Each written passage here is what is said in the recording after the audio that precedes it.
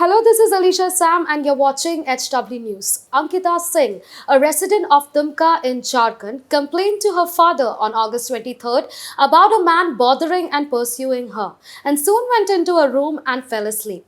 A few hours later, to her shock, she woke up to burning odor and a damp feeling. The class 12 student suddenly realized that she was on fire and that Shahrukh Hussain, her accused stalker, had set her on fire. Ankita, who was lovingly referred to by her family as Choti, passed away on August 28th as a result of her burn injuries 5 days later. But before she passed away, she told the police how Shahrukh had repeatedly tormented her. Ankita claimed in a last statement to the magistrate that he had phoned her on her call phone around 10 days prior, pleading with her to become his friend. He called me again around 8 p.m. on Monday, 22nd August, and told me that he would kill me if I did not talk to him. I informed my father about the threat, after which he assured me that he would talk to the man's family on Tuesday, said Ankita. After having our dinner, we went to sleep. I was sleeping in another room. On Tuesday morning, I experienced a sensation of pain on my back and could smell something burning. I found him running away. When I opened my eyes, I started screaming in pain and went to my father's room. My parents doused the fire and took me to the hospital, she added. Following the heinous crime, the police arrested 23-year-old Shahrukh and his accomplice Naeem Khan aka Chotu Khan. What is even more troubling is that when Shahrukh was arrested, he was seen in the videos as smirking, displaying little guilt for his atrocious act. Ankita's death definitely sparked protests across the city and making headlines across the country that the victim and the alleged perpetrator belong to different religions. Now, also in this case, an SIT was formed by the government to oversee the case. The incident has once again put the spotlight on stalking in India and how dangerous it can get. Let's take a closer look at it. But before that, if you're watching this video on Facebook, please like and share this video. If you're watching it on YouTube, please like and subscribe to our channel. Every minute, 55 women in India are subjected to stalking. Ankita was one of them. Her stalker was so emboldened that he went a step ahead and killed her. Merriam-Webster's dictionary defines stalking as an act of pursuing someone obsessively and aggressively to the point of harassment. The actions that constitute stalking include persistently following or observing a target, attempting to earn personal connection or attention, as well as spying and monitoring. The victim's security and privacy are thereby put at risk. This is sustained both physically and through persistent attempts to monitor through any other online mode or through electronic communication. The victim of stalking may eventually experience mental discomfort, trauma and anxiety.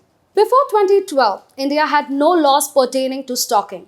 However, stalking has changed to a bailable offence following the Nirbhaya gang rape and murder case on December 16, 2012.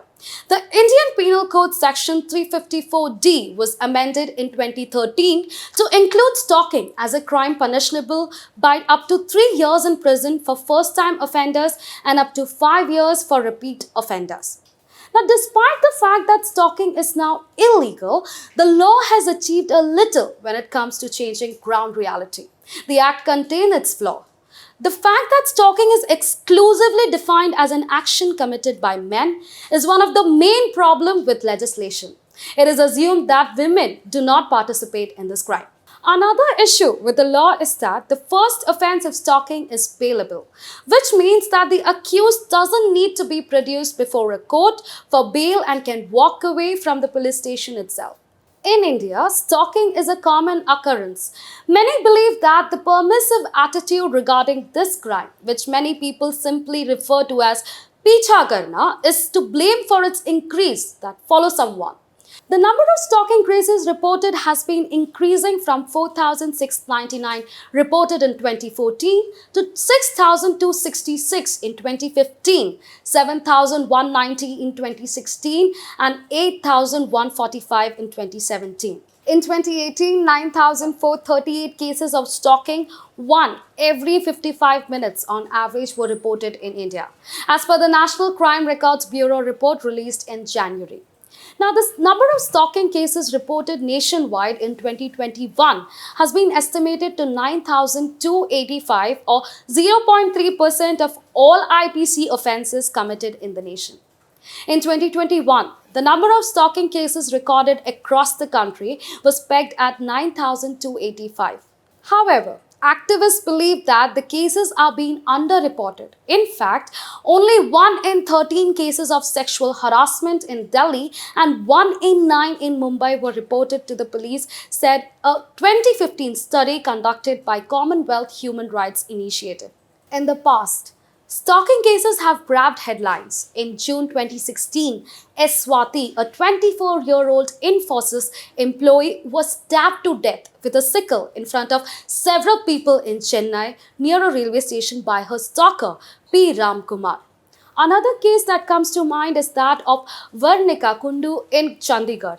On 5th August 2017, Varnika, daughter of a Haryana cadet IAS officer Virendra Kundu, complained to police that two men followed her in a car, their Tata Safari, from Sector 7 in the Chandigarh to Housing Board Light Point. She had alleged that the duo tapped on her car's window pane and even tried to open its door. In March 2019, 20-year-old Kavita Vijay Kumar breathed her last after sustaining 65% burns at the hands of 18-year-old Ajin Reggie Matthew.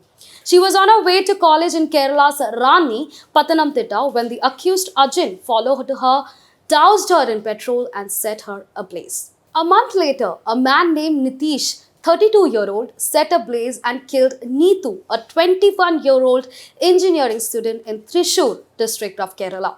Both incidents had taken place because the women had exercised their right to say no to the men who approached them.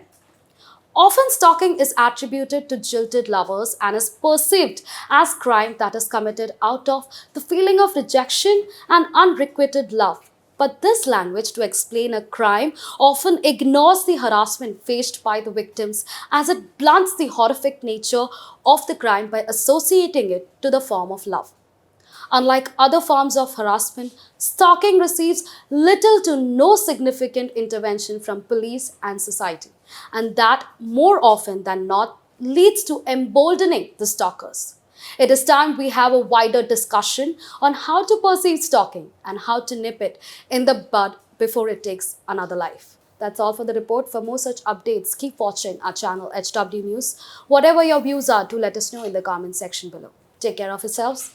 Thank you.